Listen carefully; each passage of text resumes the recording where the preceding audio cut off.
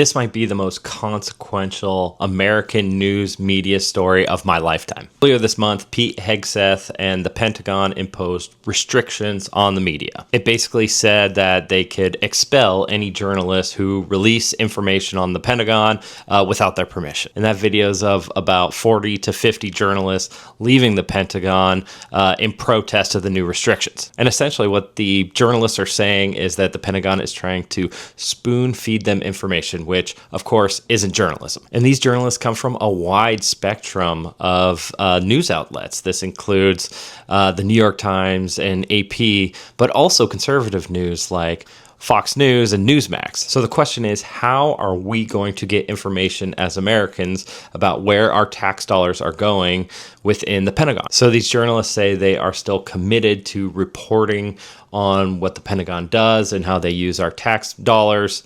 But there are still some quote unquote journalists that are going to be in the building. And it's not pretty. First, you have the hyper-conservative news outlet OANN, which is very small and hyper-partisan. Then you have certain creators who I would say are quite ridiculous to even give press badges. First off, you have Lindell TV of famed Mike Lindell, the MyPillow guy who is also the major election denier. And then you have someone like Timcast, aka Tim Pool, who reportedly received millions and millions of dollars from the Russian government for propaganda. So this is the current outlook of American media under this administration. We have award-winning journalists who are walking out of the building because they're not giving the type of access that, quite frankly, is protected under the First Amendment. And then you have certain influencers and creators who are given all this access when we know they're not actually going to call the Pentagon out when something might be askew. Remember, these are our tax dollars.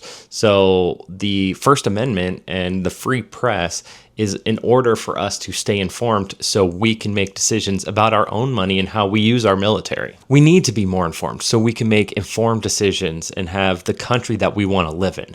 And if we really want this, if we really want to make a change in this world, we need better media literacy.